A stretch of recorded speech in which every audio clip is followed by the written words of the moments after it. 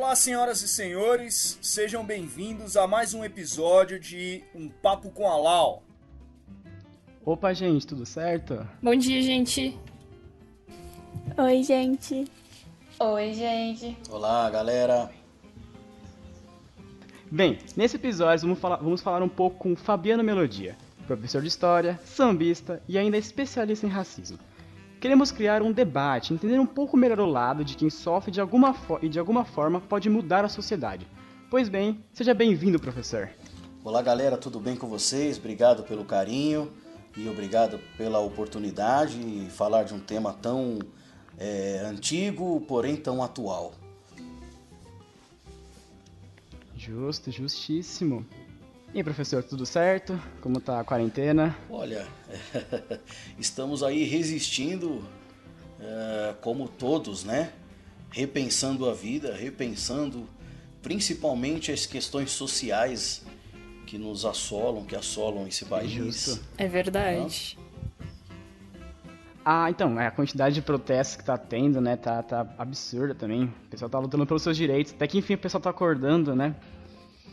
Bem, Fabiano, eu quero primeiro agradecer por você estar aqui, né? Porque é um projeto interessante nosso de fazer um podcast. Foi uma ideia interessante. E bem, vamos começar então. Seguinte, professor, acho que a primeira coisa para saber é entender um pouco qual que é a sua área de atuação. O que o senhor faz? Eu sou professor, né? Como o pessoal fala. Além de professor, qual é o seu trabalho, né? Anderson? Na verdade, sou professor de História, atuo na área de Ciências Humanas já há quase 20 anos, né? História, já lecionei muito Filosofia, Sociologia também. E tenho uma formação ligada à cultura, né? Ligada à história da cultura, onde fui estudar fora do país.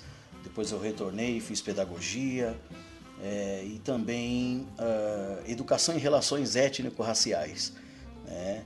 Então fui me aprofundar um pouquinho mais nessa questão que é tão nova na educação brasileira, né? Porque a gente fala de educação e racismo, de educação e cultura afrodescendente, é algo muito novo, a partir de normativas, né? De portarias, de decretos que surgiram depois da LDB.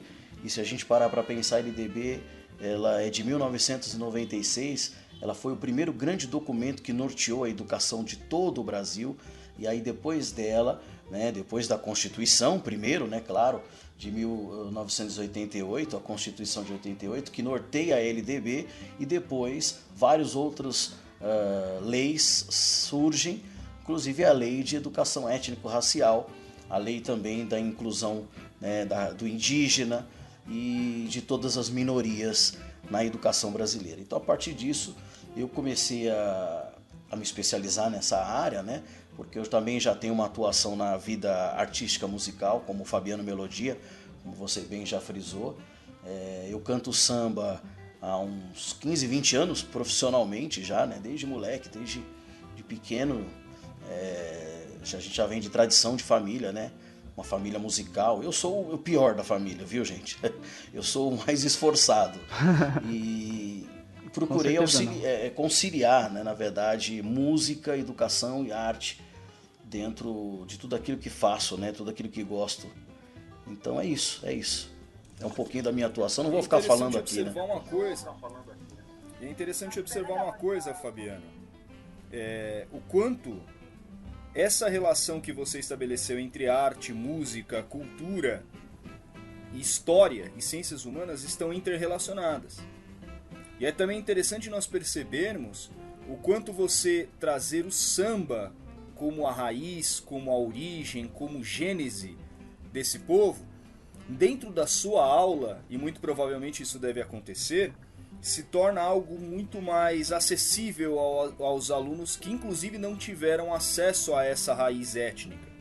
O Brasil ele é formado por 3 matrizes, que é a matriz afro, a matriz indígena e a matriz europeia, e infelizmente a educação formal ela insiste em valorizar apenas uma tradição, que é a tradição europeia. Essa normativa de legislação que você falou, ela vai se dar somente no ano de 2008.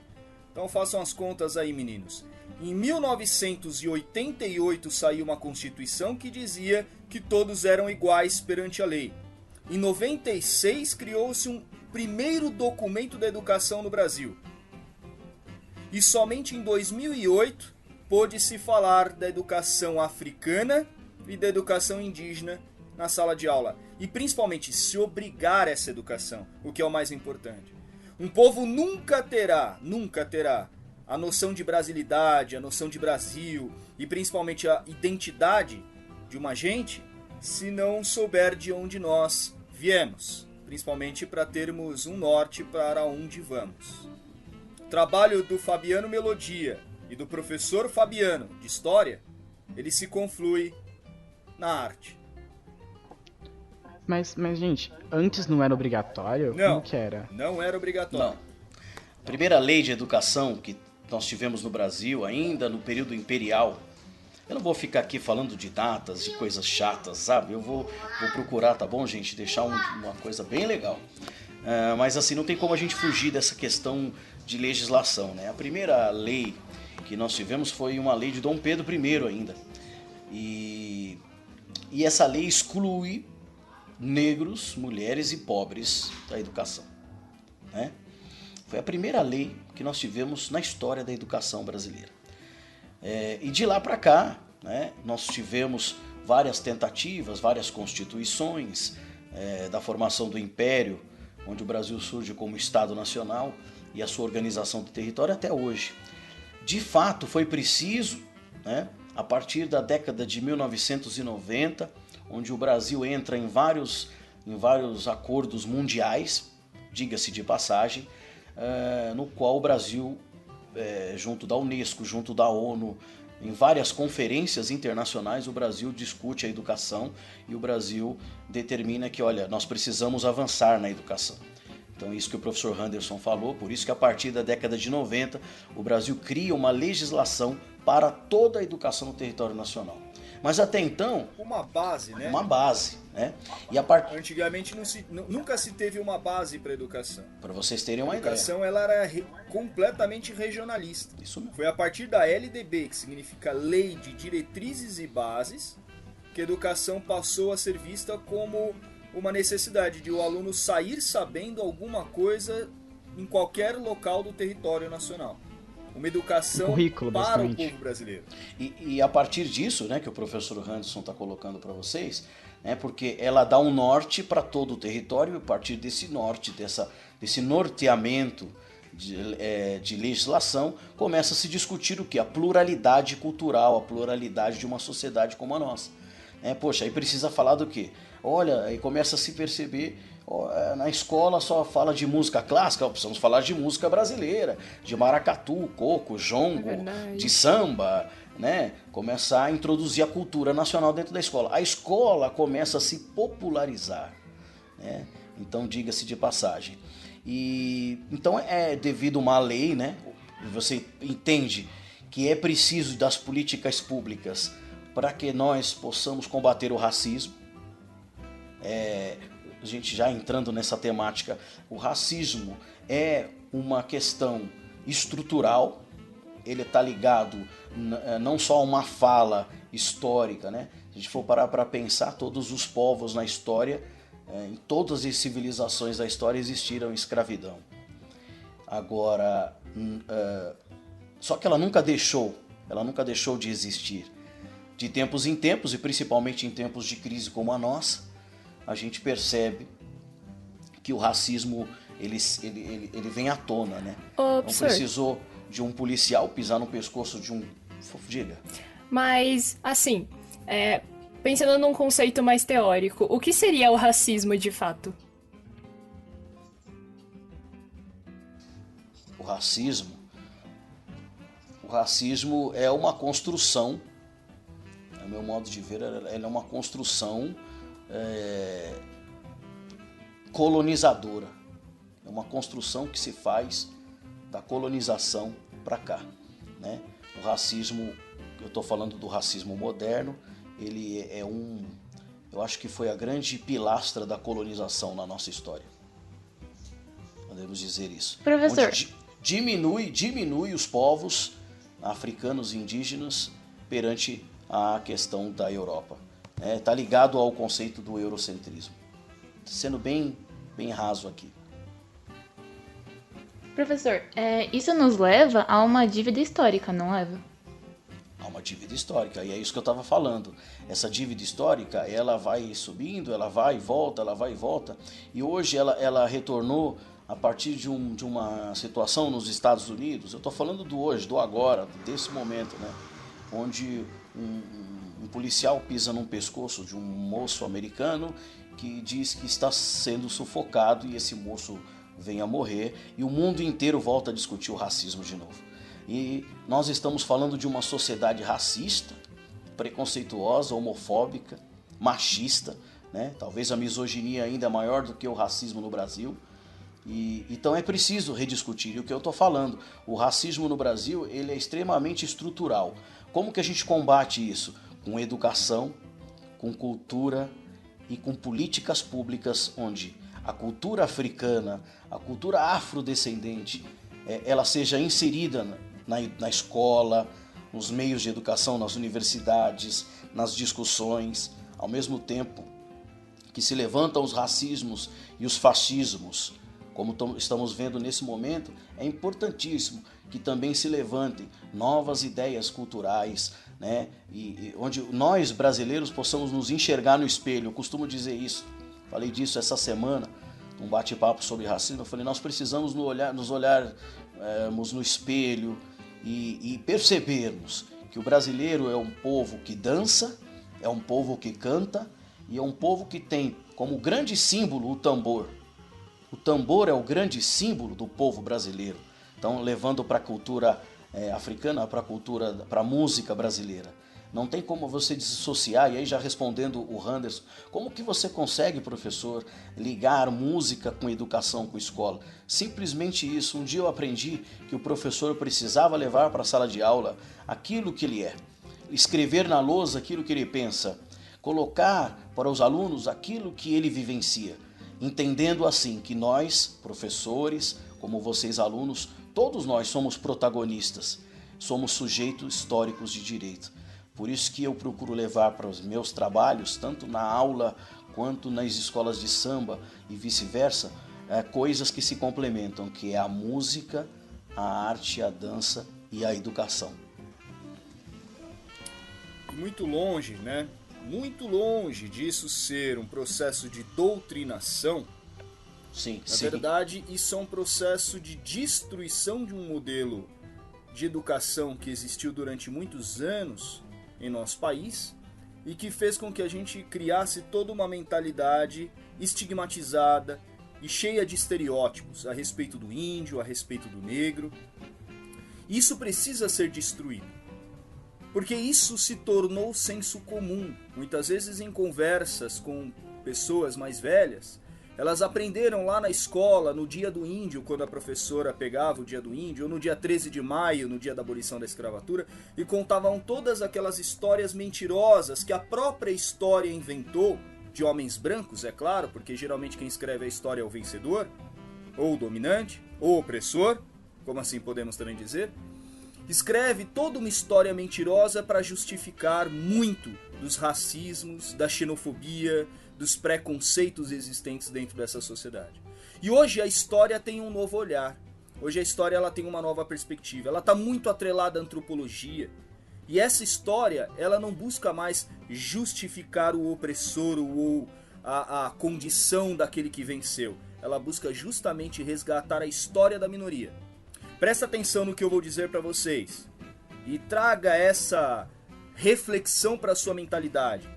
Se você perguntar para um descendente de europeu, português, espanhol, italiano, alemão, enfim, de onde vieram seus antepassados, de onde vem a sua ancestralidade, é provável que o seu avô, a sua avó ou esse descendente de europeu do qual você esteja perguntando a sua origem, saiba até a rua onde ele nasceu.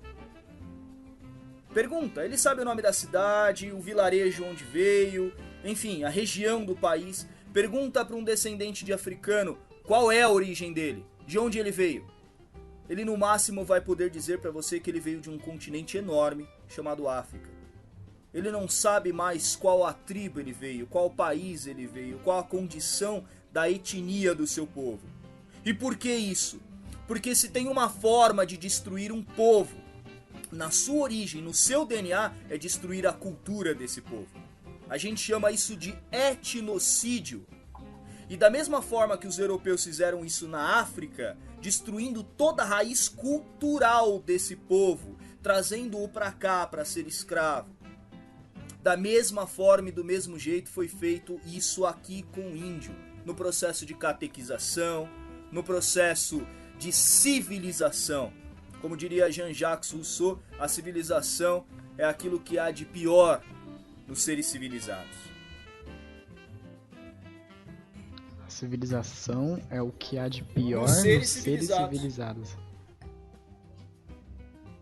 E, professor, muito Bom dessa ponto. origem dessa questão, mesmo da colonização, do etnocídio, ela veio também daquela noção eurocêntrica e também relacionada ao darwinismo social, não? Mas aí você falar professor quando tem dois professores... Qualquer um que quiser responder tá Eu ótimo. não entendi, é o Anderson? É o Anderson ou o Pra quem Fabiano? foi a Nas pergunta? Fica à professores. vontade, Anderson. Tá ligado. Foi pra mim? A condição do darwinismo social? Sim. É porque assim, no início do século XIX, com o advento da ciência, houve uma necessidade de justificar tudo aquilo que se fez no século XVIII, XVII, XVI, através da ciência. Então muitos cientistas quiseram e até criaram teorias para provar que existiam subespécies além da espécie humana. Então, ser humano era o homem branco, subespécie era o homem negro. Tanto que eles faziam questão de apontar isso através de um mapeamento dos crânios. E aí nasceu uma ciência lá na Europa chamada criminologia. Vale a pena depois vocês estudarem isso. Claro que eu não vou me demorar aqui porque o nosso episódio nem tem essa intenção.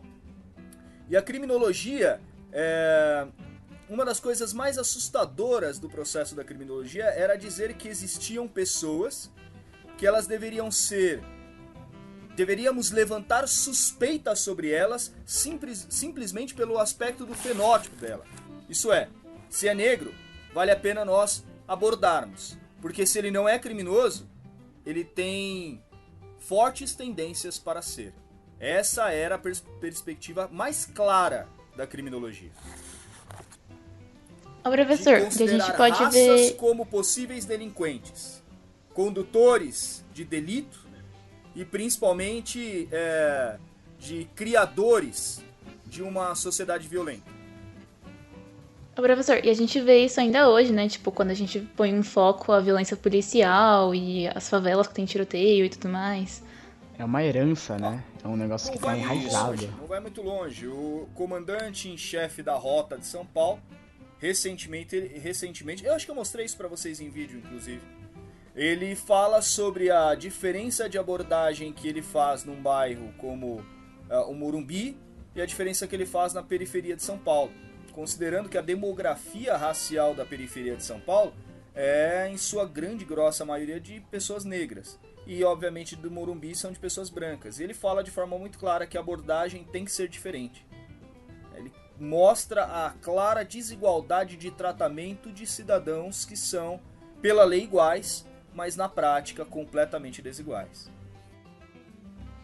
E a gente percebe... Nossa, isso é absurdo. E a gente percebe esse discurso, Anderson, hoje, inclusive se invertendo, né? Se você pegar aquele vídeo, eu acho que vocês acabaram vendo um vídeo que rodou no WhatsApp, nas redes sociais, de policiais entrando em casa de pessoas na regiões onde as pessoas são mais bem abastadas, né? Eu não sei, acho que foi no Morumbi, no Jardins, e o senhor saindo no quintal xingando o policial. Alphaville, isso, o cara xingando o policial. Então a gente percebe que isso, né, tá se invertendo. O cara falou no vídeo que o policial, quem era o policial para ir falar com ele, entrar na casa dele, se o policial ganhava R$1.000.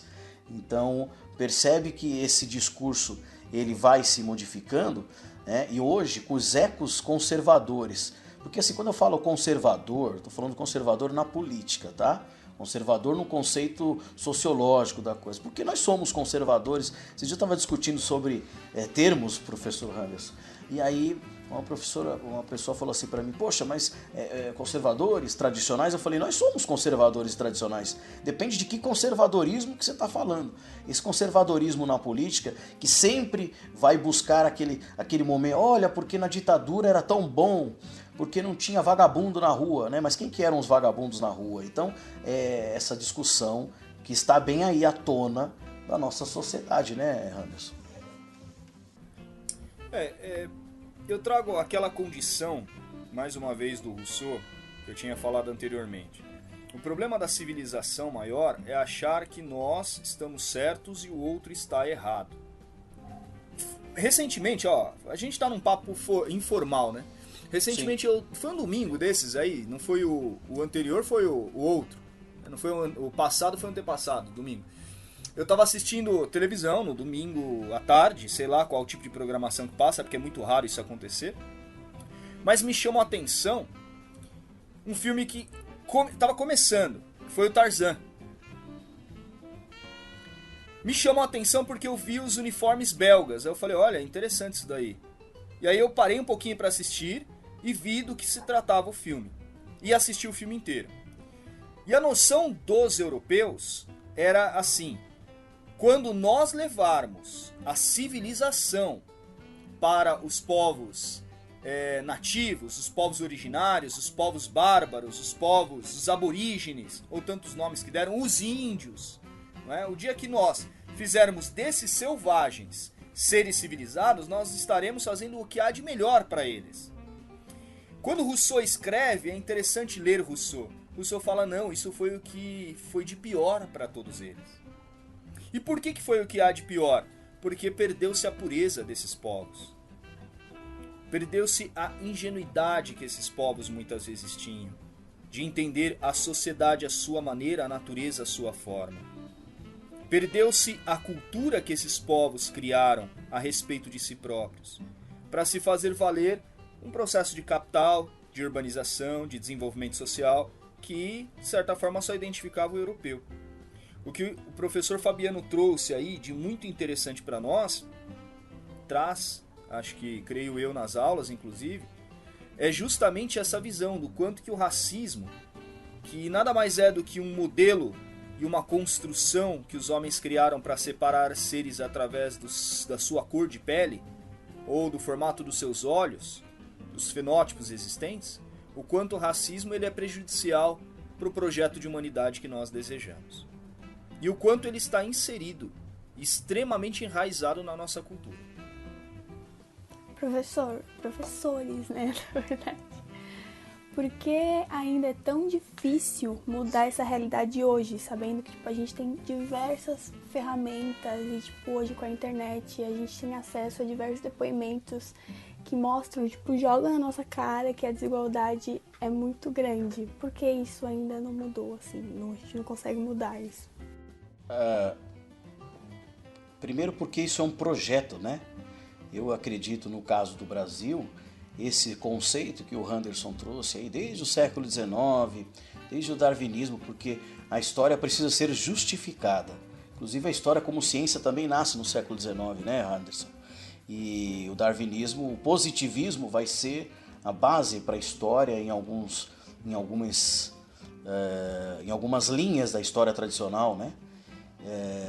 E no Brasil não vai ser diferente. Da virada do século XIX para o século XX, a gente não pode deixar de negar que isso se fortalece com o projeto do branqueamento da raça.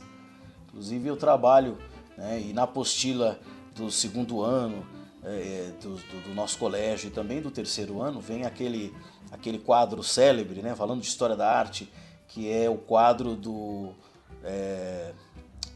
Kahn, né?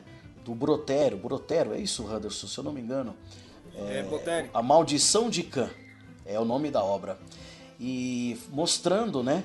O quadro tem uma senhora, que provavelmente é a avó, e o pai e a mãe sentados, o pai branco, a mãe uma meluca, né, como eu, e a criança branca, mostrando que é preciso embranquecer. O projeto de imigração no Brasil foi bem claro, né? A lei de terras, que dava a terra para os imigrantes, é para que os imigrantes viessem para trabalhar no lugar dos escravos. O escravo era importante enquanto ele trabalhava na lavoura de graça, enquanto ele tomava chicotada. Quando termina a escravidão, esse escravo é jogado nas favelas, esse escravo é jogado nas periferias. Aí a gente tem, falando um pouco de arquitetura, né, tem o projeto arquitetônico do Rio de Janeiro, que era a capital do Brasil no início do século XX, e aí você tem a Reforma Pereira Passos. Se você for pegar a Reforma Pereira Passos em 1904, o Pereira Passos era um engenheiro, né, um arquiteto, engenheiro, e ele propõe a reurbanização do Rio de Janeiro nos moldes europeus. Então, os negros, os pobres, são jogados para o interior, entendeu? Então, respondendo essa pergunta, nós passamos a ter o que? Um fortalecimento desse projeto, que eu costumo dizer que era o nome da lei do Dom Pedro, que eu comecei a falar antes aqui no início do podcast, que era a lei do extermínio das mentes. Extermínio das mentes. Eu costumo dizer que é um projeto de extermínio das mentes, né? Onde você expurga negros, pobres para os cortiços, para os morros e depois para as favelas. E aí nós temos um projeto de Brasil consolidado no século XX, que é esse Brasil branquecido, inclusive hoje, né? Tem uma escritora africana que veio para o Rio de Janeiro há alguns anos atrás, e essa escritora, uma grande escritora africana, ela chegou no Rio de Janeiro e ela diz num vídeo na internet que ela ficou muito abismada quando ela desceu no aeroporto do Rio de Janeiro, porque ela achava que no Brasil só tinham brancos e magros, que não existiam negros e gordos.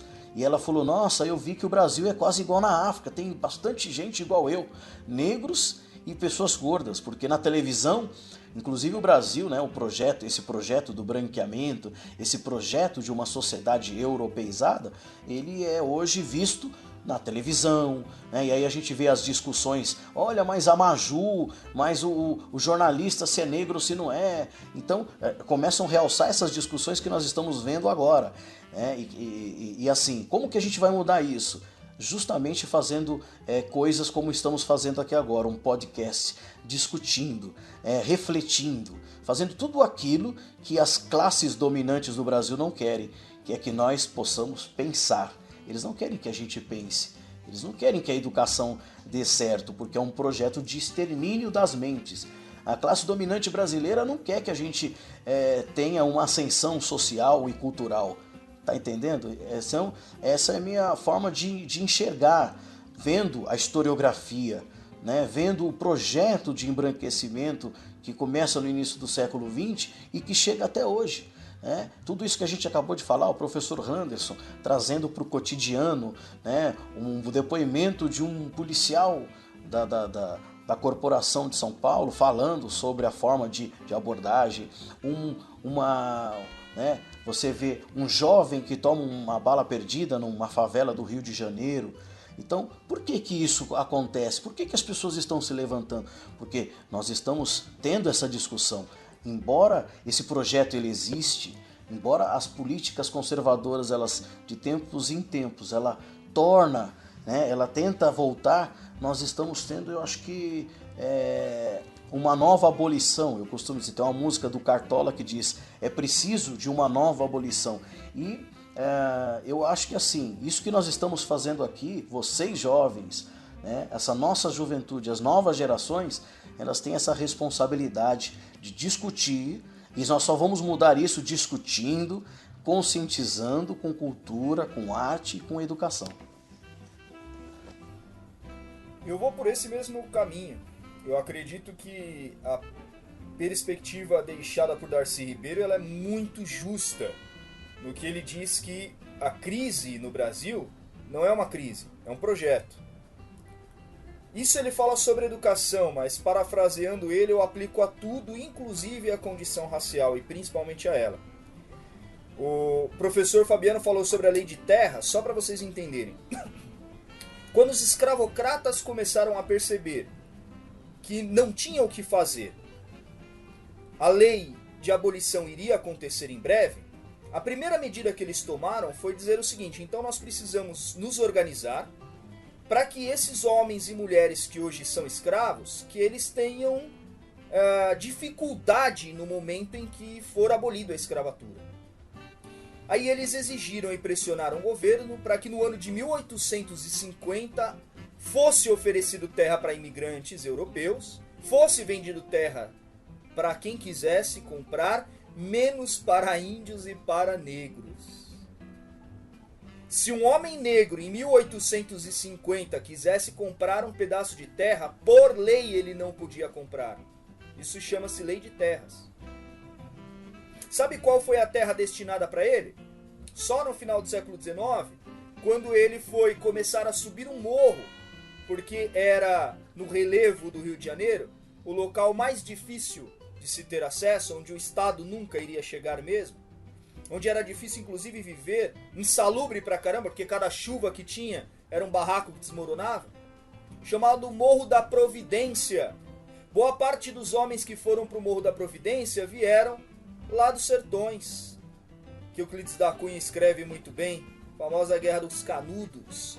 Era uma providência que o Estado tinha dado para eles, dizendo que se eles voltassem da guerra, eles iriam ter moradia na capital. Pois bem, tiveram moradia, mas eram nos morros. O morro sempre foi o espaço do excluído. E o excluído sempre teve a pele escura, ou vermelha, ou marrom na cor da terra, como diria Luiz Gama, que agora, no dia 21 de junho, completou 190 anos de nascimento. Luiz Gama, Salve Luiz Gama. É, infelizmente, o abolicionista negro que não é reconhecido. Quando chega lá em maio, geralmente se faz comemorações a respeito da consciência negra, enfim, por se tratar justamente da condição da abolição, e o nome dele dificilmente era citado. Foi o único abolicionista negro.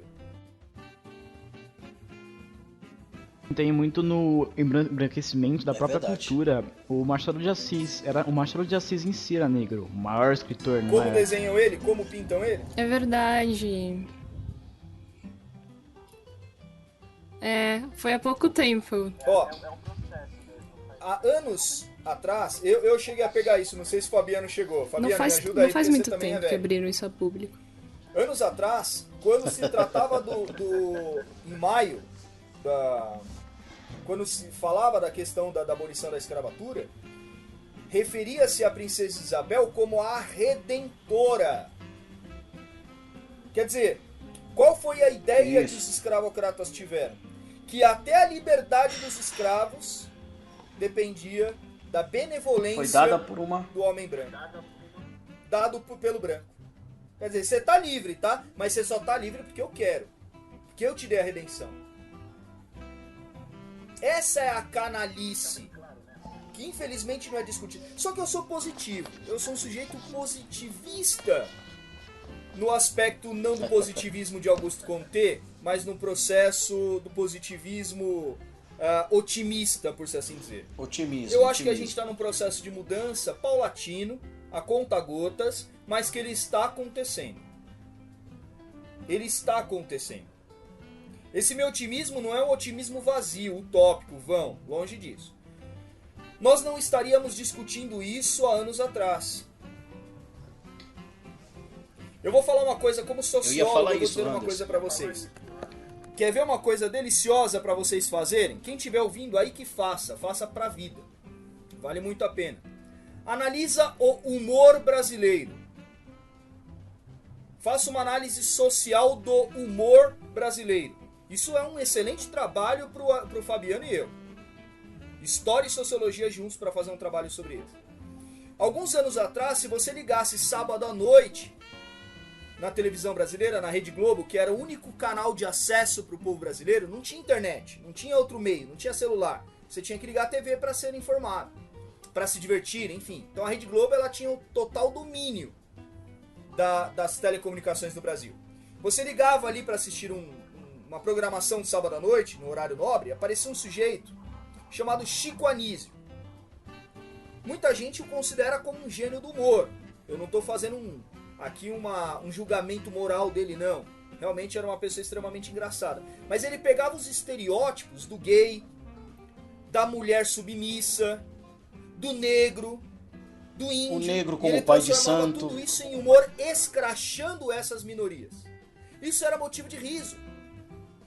Você assistia Trapalhões, o Mussum, que era um dos Trapalhões, ele era escrachado pela cor da pele dele o tempo todo, e todo mundo ria disso. Se você hoje pudesse ter a mesma piada do Chico Anísio ou do Mussum nos Trapalhões, revivendo ela para a programação dos nossos dias, se nós pegássemos e montássemos um programa de humor sábado à noite, hoje, com aquele humor dos anos 80 e 90, as pessoas não assistiriam, iriam ver isso com um péssimo olhar.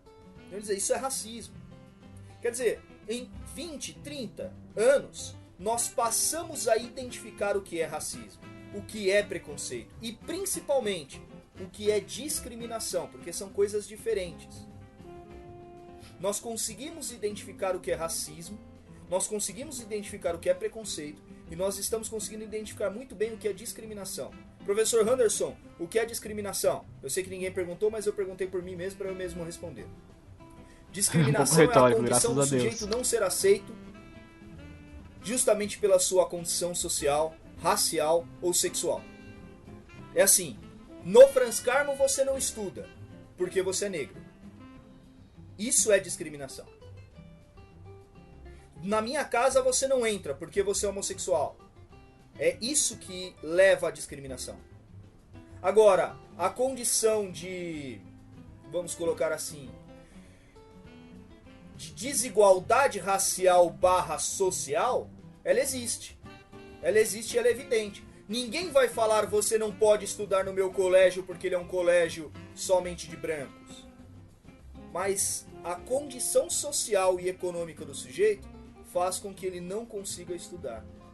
Tanto que aí eu pergunto para todos vocês, quantos alunos negros nós temos?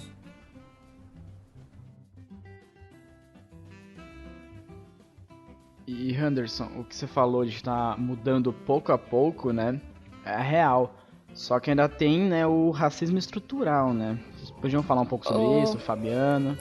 Só fazer uma ressalva aqui sobre o que você falou sobre a nossa cabeça tá mudando. Sobre, por exemplo, algumas piadas que eram antigamente consideradas engraçadas, hoje em dia a gente já vê com outro olhar.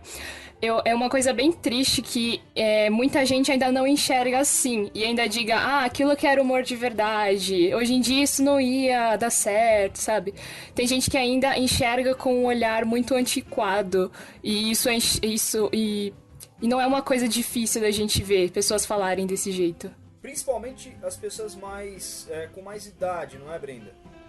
Naquele churrasco de domingo, aquele tio, aquele avô que de repente chega e faz uma piada sem graça sobre a condição sexual ou racial de alguém.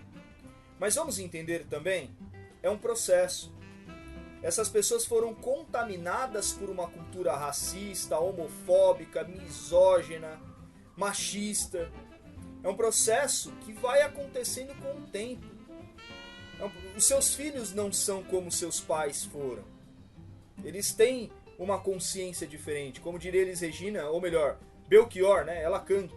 Uma consciência de uma nova juventude. Ainda somos os mesmos. Mas ainda somos, na essência somos, não é, Vitor? Na essência somos. Sabe por que na essência somos?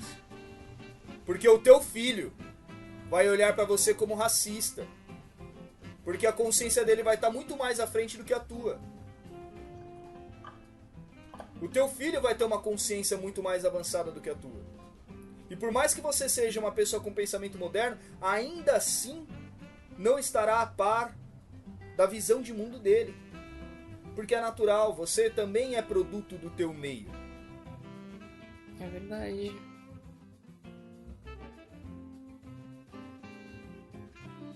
Vocês acham que essas manifestações que estão tendo atualmente, elas ajudam efetivamente para mudar o pensamento até mesmo das pessoas mais velhas ou que têm um pensamento, digamos assim, mais atrasado, que ainda são racistas? E o que vocês acham delas estarem acontecendo no meio de uma pandemia, indo totalmente contra as recomendações sanitárias, apesar de serem importantes, evidentemente?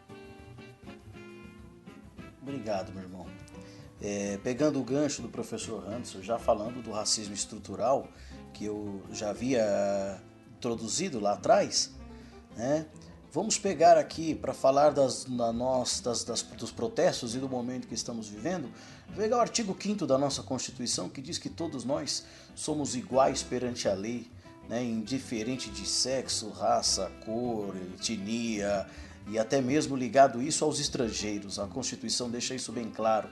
Homens e mulheres são todos iguais perante a lei, né? Então, diante disso, nós não somos diferentes por causa de cor. A nossa Constituição, e assim, defendendo aqui a Constituição, a causa pétrea da Constituição, como o nosso documento norteador de país democrático, né? Ela inclusive é baseada na consolidação dos direitos do homem e do cidadão. Ela tem a base na consolidação dos direitos dos homens que está na ONU. Ela tem a base na luta das revoluções burguesas, inclusive, que nós já estudamos isso em história, as revoluções burguesas e a Revolução Francesa, a independência dos Estados Unidos, todo esse processo de lutas trouxeram essas leis, né? Essas leis que norteiam hoje o nosso país. E por que o país está indo para as ruas? O professor deu uma grande aula de sociologia. Eu diria, Anderson, que nós vivemos essa época que você falou aí, né? Você tirou as palavras da minha boca, porque na nossa época nós vivíamos uma sociedade extremamente tradicional e vou dizer mais, a nossa escola, eu tenho certeza que a minha escola e a do Anderson, ela não cabia todos, ela não era uma escola plural, era uma escola racista, preconceituosa, discriminatória e por aí vai, né? Então nós estarmos hoje como professores inseridos nesse processo, primeiro que eu acho que tanto eu quanto o Anderson, se eu estiver errado, meu amigo, você me corrija, mas nós mudamos muito de tempos para cá, né? Como diz na música, de tempos para cá. Nós mudamos muito, tenho certeza. Até nós mesmos trabalhamos em nós todos os dias os nossos preconceitos, nossos problemas, para que nós possamos ser seres melhores. Então isso já é um avanço de pessoas da nossa geração estarmos aqui. E a geração de vocês que hoje está gritando, eu costumo dizer que as ruas estão gritando, por quê? Porque as pessoas já não estão aguentando mais. Porque em meio a uma pandemia, em meio a um problema, talvez nos últimos 100 anos da humanidade, que a gente não tem um problema tão grande quanto esse, né? Onde as pessoas têm que ficar confinadas. As pessoas ficavam confinadas por causa da guerra, por causa da Primeira, da Segunda Guerra Mundial. Eu sei de relatos de documentos históricos e que depois do final da Primeira Guerra existiram cidades onde as pessoas elas começaram a ir para as ruas depois de 3, 4 meses que acabou a guerra. Nós estamos vivendo uma guerra e em meio a isso, né, voltando a falar, esses ecos fascistas, esses ecos conservadores, eles estão fazendo com que o povo, né, com que as ruas, com que as mulheres, com que os negros, com que os índios, todos esses vão protestar, vão gritar por direitos. E é aquilo que o Anderson falou, né? Nós estamos mudando de forma lenta e gradativa, como gotinhas, né? Ele citou até esse tipo de questão, a mudança é com gotículas, mas eu diria que não tem mais como voltar atrás, né? As ruas estão gritando e nós não vamos mais voltar. O povo está se conscientizando que é preciso de uma nova abolição, é preciso de um novo país, porque senão aliás, as pessoas, embora nós ainda temos aqueles que, por falta do quê? De uma estrutura educacional que é muito falha ainda, né? Por causa da ignorância que ainda paira em nossa sociedade, mas eu vejo com muito otimismo também, assim como o professor falou aí, eu sou um cara, sempre fui muito otimista e eu vejo isso também com muito otimismo e as ruas gritando e não tem mais volta, porque às vezes a gente se sente meio acuado dentro de casa, a gente começa a ver um desespero, você fala, acho que não tem mais jeito. E aí quando você vê as ruas gritarem, as pessoas se manifestarem, você fala assim, esse sentimento que eu estou tendo agora, milhões de brasileiros estão tendo. Então, eu também vejo com muito otimismo essa questão aí.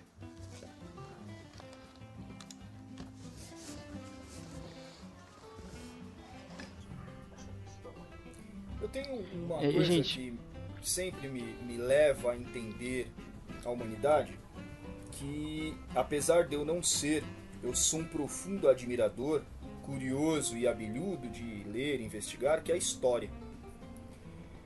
Não pretendo, nunca tive a pretensão de ser historiador, mas eu sempre achei que a história ela é muito mais do que uma ferramenta, ela é um mecanismo de nós compreendermos a humanidade. Quando eu falei agora, eu citei você, Vitor, claro que não foi nada pessoal, mas quando eu falo assim pra você que você tem a possibilidade de ser um sujeito conservador, eu citei o racismo, mas pode ser qualquer outra forma de conservadorismo. Você vai ser um sujeito conservador pro seu filho. Tentando entender esse histórico da humanidade. Veja, o que hoje nós chamamos de pessoas conservadoras, tradicionais, racistas, homofóbicas e o diabo a quatro, são a geração dos hippies, que são os nossos avós. E pode ter certeza que eles eram muito mais avançados no seu período, no seu tempo, do que os seus pais e os seus avós. Eles estavam muito mais à frente, tinham uma consciência de humanidade no seu período, muito maior do que os seus pais e os seus avós. A isso nós damos o nome de racismo estruturado.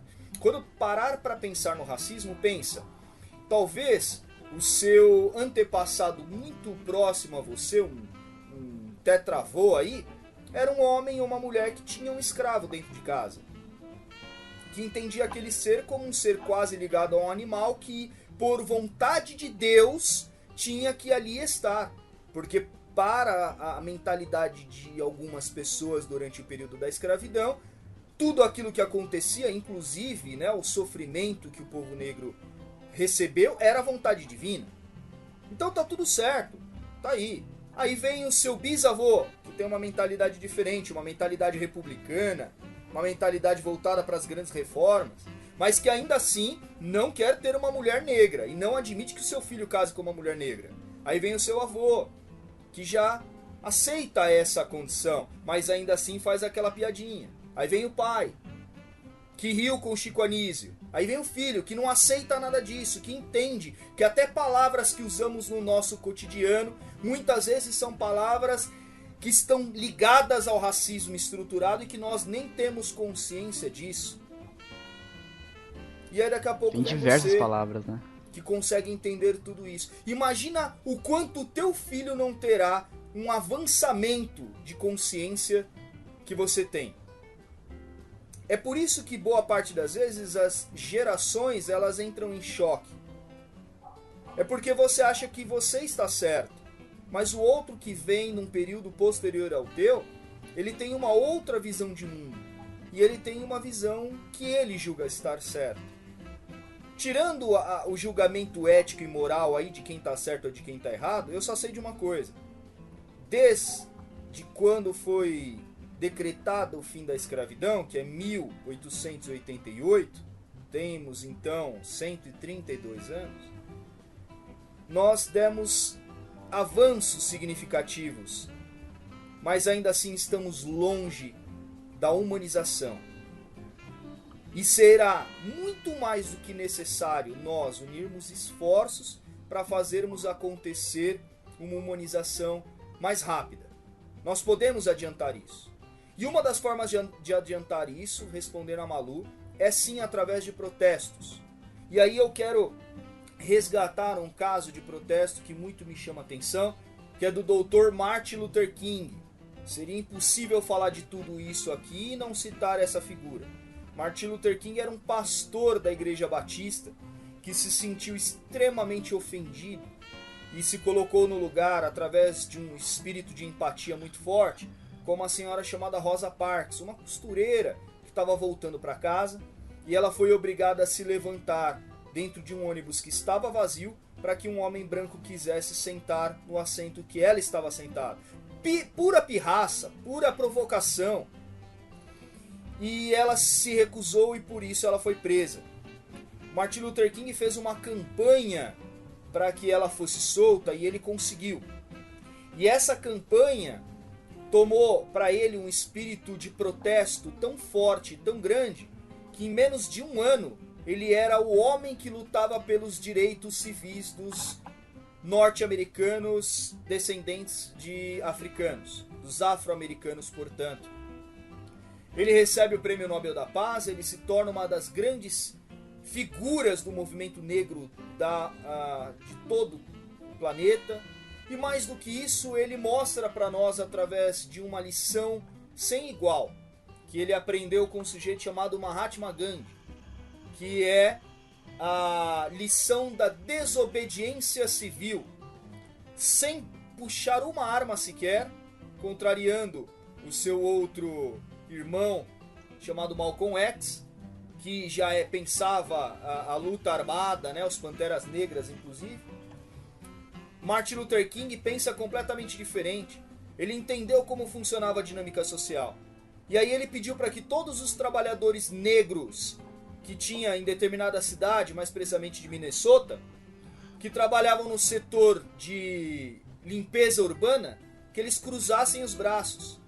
Em uma semana, as legislações racistas de Minnesota estavam caindo. Sem puxar uma arma, sequer fazendo qualquer movimento a não ser cruzando os braços e indo para as ruas, Martin Luther King conseguiu mudar significativamente o quadro de racismo nos Estados Unidos. Ele existe? Existe. Mas existiria muito mais se não fossem esses homens. Existiria muito mais se não fosse o esforço desses homens. E ele toma como um Martin, ele leva um tiro. Mas ainda assim a morte dele entra para a história de todo um movimento como uma das grandes reformas, não só legislacionais, mas principalmente morais, que os Estados Unidos passou durante toda a sua história.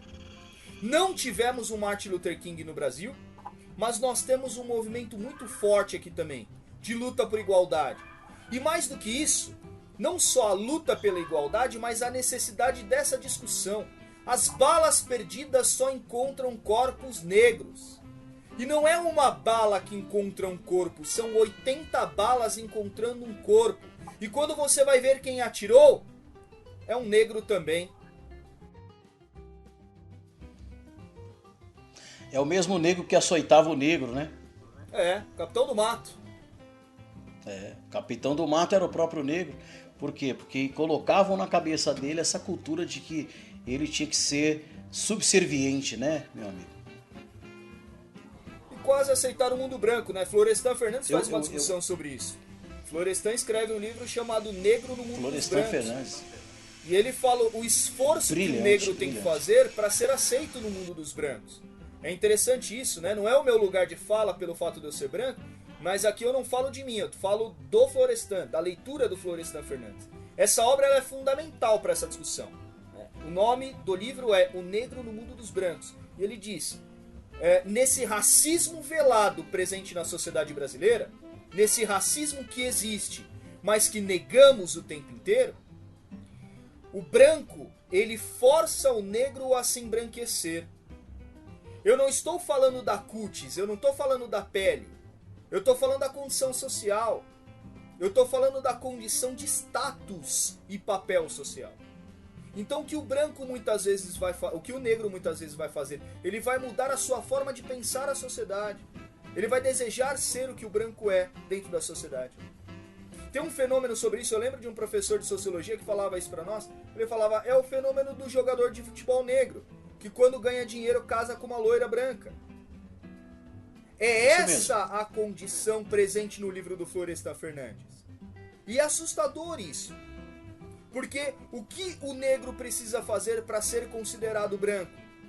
Viver a vida do branco. Inclusive negando a sua tradição, a sua cultura, a sua origem, a sua história e a sua luta. É tudo o que o pensamento do racista mais deseja.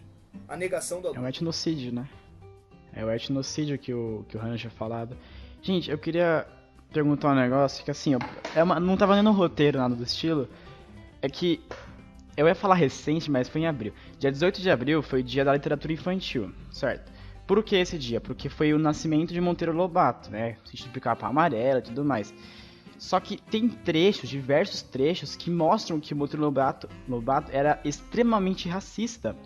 E o pessoal no Twitter tava falando, que isso não é falado.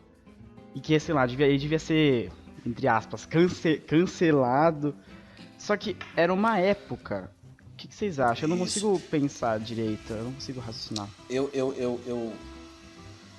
fiz uma fala essa semana, referente a uma amiga falou assim, qual é a estátua, Fabiano, que você quer derrubar? Você tá afim de derrubar umas estátuas? Eu falei, eu acho isso uma ignorância, assim como esses caras que estão hoje nos governando, tanto de um lado quanto do outro. A gente não pode se cegar e desconsiderar a história como ela foi. Não que eu esteja defendendo o racista ou defendendo o colonizador, não é isso. Poxa, mas assim, aquilo que nós estávamos falando até agora, o professor Hans colocou, existem sociedades, gerações e diferenças. Né? Na sociedade que o Monteiro Lobato viveu, eu acho que ele nem era racista porque ele queria ser racista. Até porque no sítio do Pica-Pau Amarelo, quem fazia as coisas era a tia Anastácia e quem ganhou o nome é a dona Benta de Farinha. Né? Agora, eu acho que isso não era culpa do Monteiro Lobato, sim de uma tradição, de uma sociedade, né, que cresce com aquele conceito. Então, é difícil a gente hoje, e aí a gente está julgando o passado em uma história que nós não vivemos. Na história isso é anacronismo. E eu falei para minha amiga historiadora, inclusive, eu falei, eu não vou derrubar estátua nenhuma, que nós agora possamos construir novas estátuas. Agora, o que tem a ver destruir a estátua lá do Borba Gato? Gente, ele fez, a gente vai desconstruir isso, né, contando uma nova história, descolonizando o currículo. Agora, nós temos que olhar para aquilo e falar, olha, isso aqui tem que ser um trampolim para a minha vitória. Não chegar lá e destruir a estátua e desconsiderar. Eu acho assim, né, Anderson? É muito mais pedagógico colocar uma placa do lado da história contando quem foi o sujeito do que você arrancar ele de lá. Porque se você arranca ele de lá, você tem a tendência de fazer nascer um novo Borba Gato. Coloca uma placa lá, o movimento negro, por exemplo, pode pegar uma placa e colocar nos pés de um racista que tem alguma estátua, explicando quem foi aquele sujeito. Isso é, os elementos de urbanização da cidade servem como elementos de pedagogia também, elementos de aprendizagem. Sim. E deveria estar lá justamente para isso, principalmente por ser algo histórico. Mas trazendo essa questão do Monteiro Lobato, Vitor, é o que eu estava falando agora há pouco sobre o passar das gerações. As gerações, né? Gerações. Perdão? Justo, faz sentido. As gerações, sim, né? O passar das gerações. Se nós pensarmos, você falou 1918, é isso? Não, 1882, acho que foi isso. Então, seria um bisavô, um trisavô nosso. É muito curto, né? 4, 5 gerações. 5 gerações. Muito perto. Ele é um homem do seu tempo, ele é um homem com a sua mentalidade, fruto do seu meio. Só que uma coisa eu percebo, claro que eu não estou defendendo o pensamento racista, longe de mim isso, compartilho do Fabiano a mesma fala, né? Não é isso que estamos fazendo, ao contrário, estamos fazendo um movimento contrário com esse podcast. Mas é necessário nós pensarmos as coisas como de fato elas são, trazendo o bom senso, eliminando o nosso senso emocional e trazendo o nosso senso racional e científico. O mesmo Monteiro Lobato, que escreve muitas vezes fazendo uma caçoada, uma piada muito, mas extremamente ofensiva no nosso olhar hoje, a tia Anastácia, é o mesmo que escreveu um livro chamado Presidente Negro, Presidente dos Estados Unidos. Vocês já leram esse livro ou não?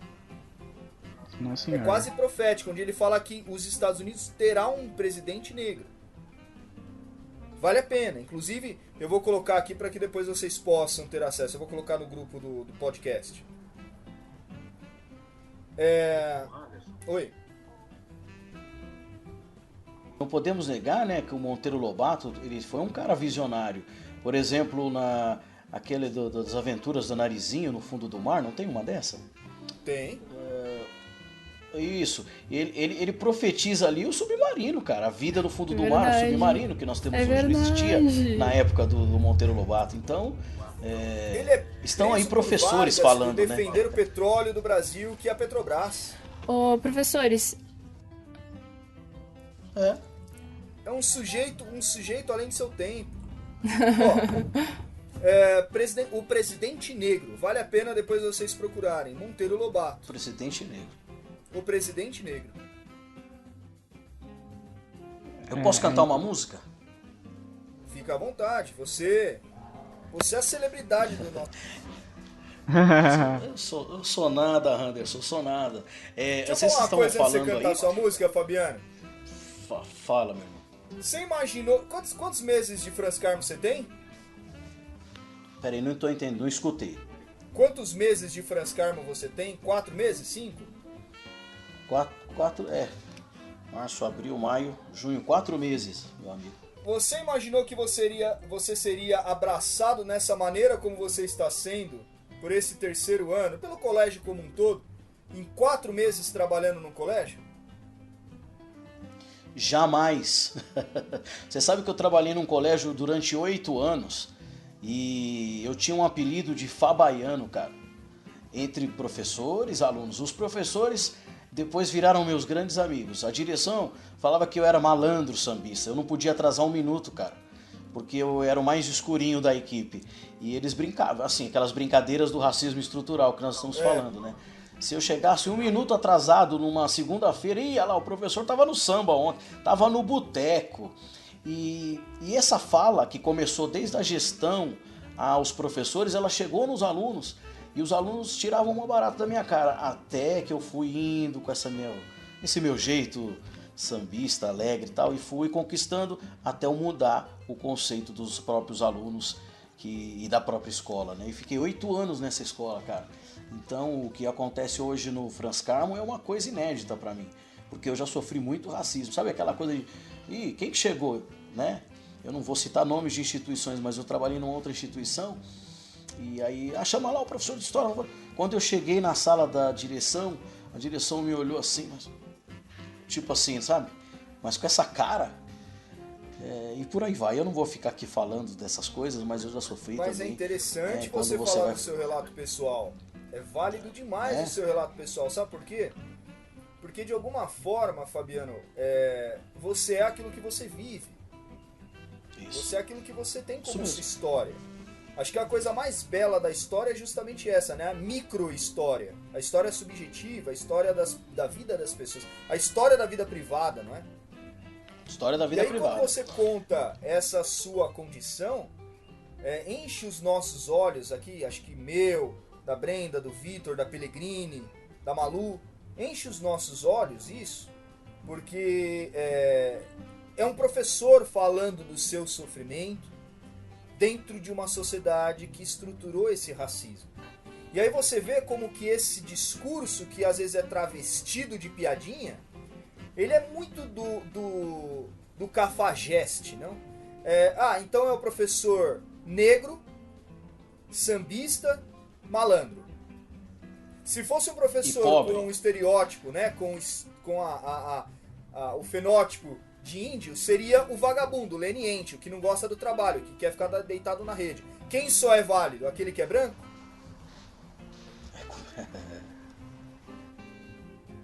Percebe onde está estruturado o racismo? É nisso. Para você ter uma ideia, na escola de samba, e eu já passei por algumas grandes agremiações do Carnaval de São Paulo. Assim, hoje canto na Imperatriz da Pauliceia, passei pela Nenê de Vila Matilde, X9. E quando a gente saiu da Nenê e foi para X9, porque a Nenê é a escola de negão, né? Até vou falar de pretão, porque esses dias eu estava discutindo, a amiga falou, Fabiano, negro ou preto? Que tem essa discussão também, né, hoje, né? Eu falo, olha, eu trabalho dentro da educação antirracial, então eu falo de afrodescendente e deixo livre. Cada um determina aquilo que quer ser, né? Isso é algo livre. Você determina o seu jeito, sua cor. Então, o aluno que se sentir negro, o aluno que se sentir preto, isso é livre, isso é empoderamento, né? E aí, eu falei pra minha amiga, só que eu sou pretão. Mas você não é negão, eu não sou negro retinto, mas eu sou nascido de ventre livre, minha bisavó foi filha de escravo. Então, por que negro? Por que preto, aliás? Eu falando pra minha amiga, justificando. Porque tudo que tá errado é negro, né? Você já parou pra pensar isso? É o lado negro, a caixa preta, o dia ficou negro. Agora, quando é preto, o carro é preto, né? Quando a coisa fica preta, é porque ela tá boa. Eu falo, então é preto, não é negro. É até uma brincadeira, né? E aí cada um acha aquilo que quer. Agora, na escola de samba, voltando a falar, na Nenê era coisa de pretão, de negão. Aí fui pra X9. Chegamos na X9, escola de branquinho. Não sou racista, nem com branco, nem nada. É que assim é a determinação dentro do samba, tá bom, gente? Como a gente se fala dentro do samba. E aí chegamos lá, eu, Fabiano Melodia, na X9 e tal. E aí eu subi ao camarote e a esposa do vice-presidente virou, na época, que já não tá mais hoje lá, virou e falou assim pra mim: nossa, Fabiano Melodia, veio lá da Zona Leste, né? Lugar de negão, escola de negão, neném de Vila Matilde. E aí, Fabiano Melodia, o que você faz da sua vida? Eu falei: eu sou professor de história. Oxe, professor? Aí ela virou pro marido dela e falou assim: mas na Zona Leste tem professor? Tem professor em todo lugar. Tem professor de história em todo lugar. Falei, inclusive, fui fazer uma pós-graduação na Europa. Na época eu tinha voltado da Espanha, né? Nossa! E ela ficou tão espantada, ela chegou e falou: Benzinho, vem aqui. O Fabiano é professor de história lá da Zona Leste. É incrível, né, cara? É incrível. E aí tem um samba. Você estava falando aí de grandes nomes, né? Martin Luther King, Nelson Mandela. Aliás, ontem no Roda Viva na Cultura, falou um amigo meu, né? Que é o Silvio de Almeida.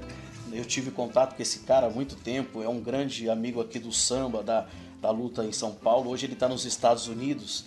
E doutor em filosofia, né, Randa? Se você acompanhou, se vocês acompanharam o Roda Viva ontem. Assisti ontem, né? Foi excelente. E o Silvio eu conheço pessoalmente, a gente fez um trabalho lá na Zumbi dos Palmares, antes dele ir embora. E ele fala uma coisa que é assim: o racismo é um problema para o nosso futuro. O racismo é um problema para o nosso futuro. E tem uma música, tem um samba da Mangueira, Estação Primeira de Mangueira, de 1988, onde todas as escolas de samba falaram do centenário da abolição. Foi campeã no Rio de Janeiro com o samba do Martinho da Vila, com o enredo do Martinho da Vila, a Vila Isabel, com um grande samba, Kizomba, né, que é o nome do projeto da Vila Isabel, a Kizomba. Mas o vice-campeã foi a minha escola de samba no Rio, que é a Mangueira. E a Mangueira cantou assim, ó: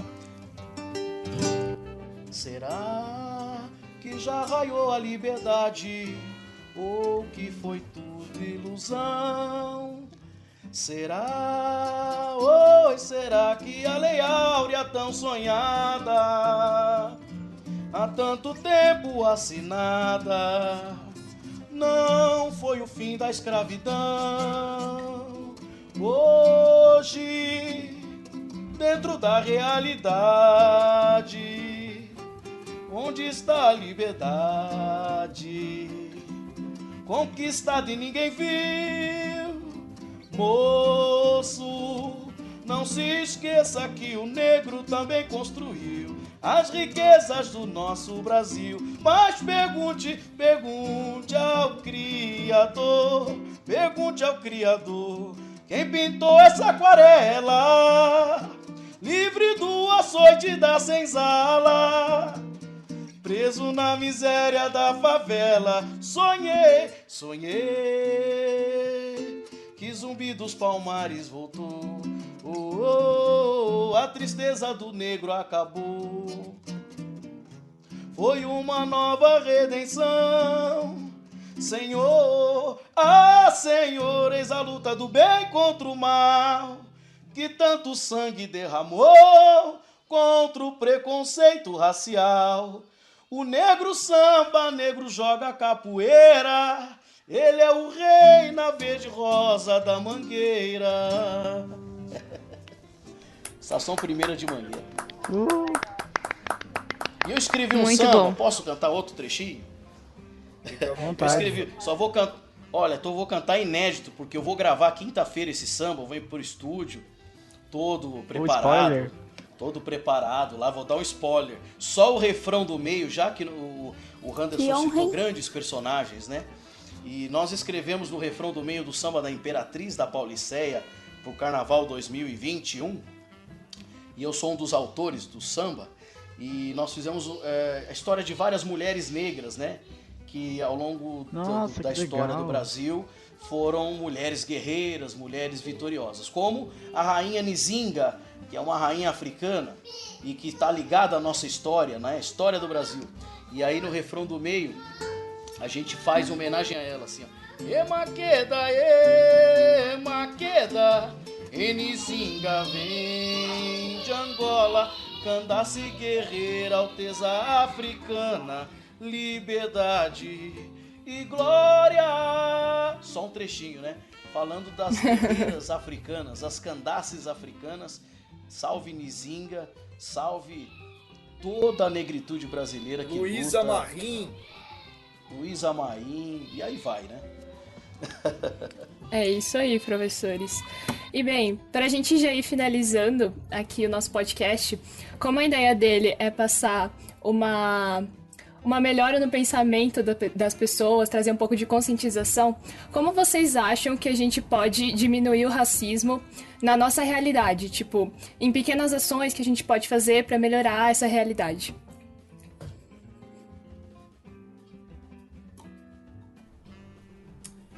Educação. Educação é a única forma de mudança de qualquer cenário. A educação, ela me permite ter bom senso e discernimento. E quando eu consigo discernir aquilo que é o certo daquilo que é o errado, eu consigo aceitar ou não alguma coisa. A geração que estamos constituindo é uma geração que tem uma educação humana, que é justamente a geração de vocês, que não aceita mais o racismo. É muito difícil você encontrar pessoas hoje com ideias racistas. Que assim seja também para todas as formas de exclusão, seja ela por um aspecto social, econômico, seja ela por um aspecto de gênero ou de sexualidade. O que nós precisamos hoje fazer com urgência é educar as futuras gerações para que elas aceitem a humanidade.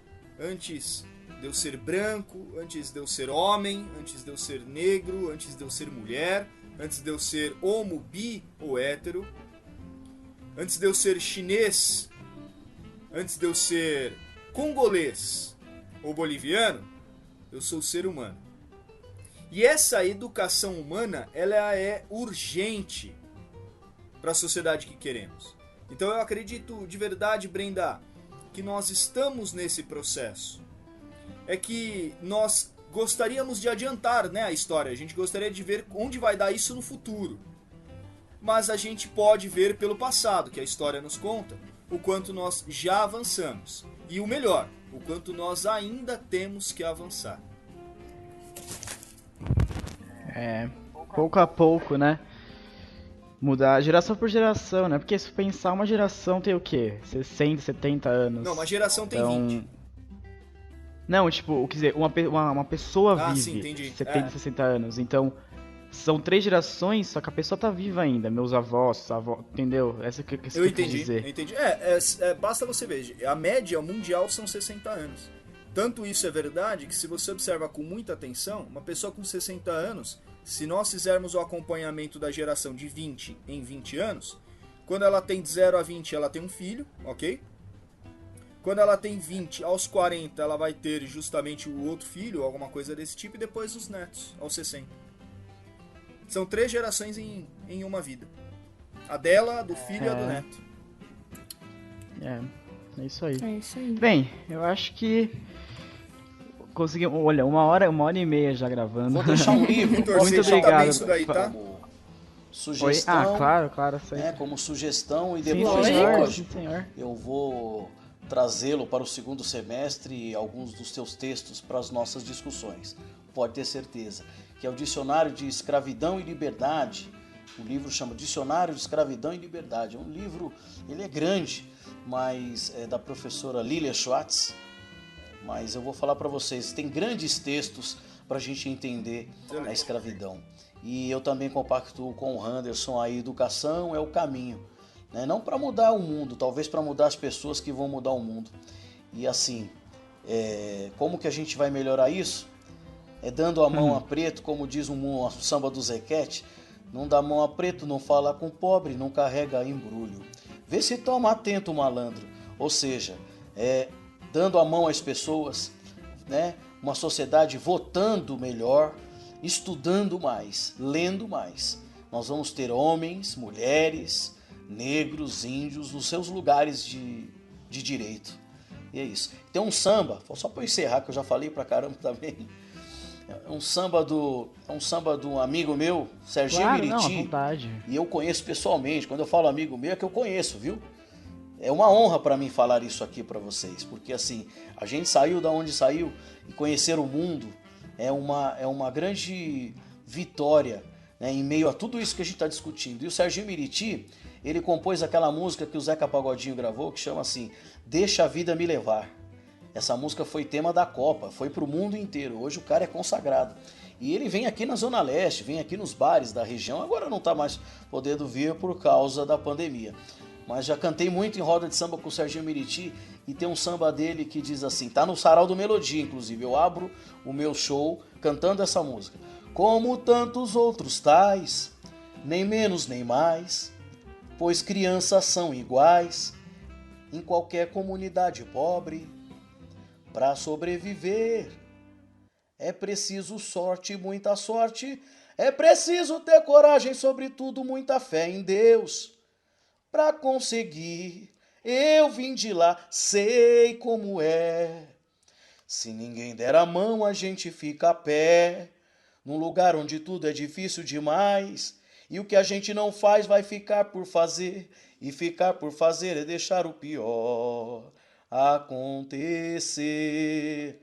Fazer o que xará é vida que segue, é tanta luz que nasce na escuridão.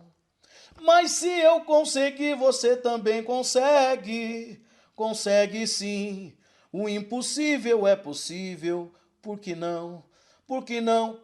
Você pode nascer na ralé, simplesmente o qualquer, mas não ser qualquer um pelo mundo sem ter direção. Por que não? Você pode sim, por que não? E aí por aí vai.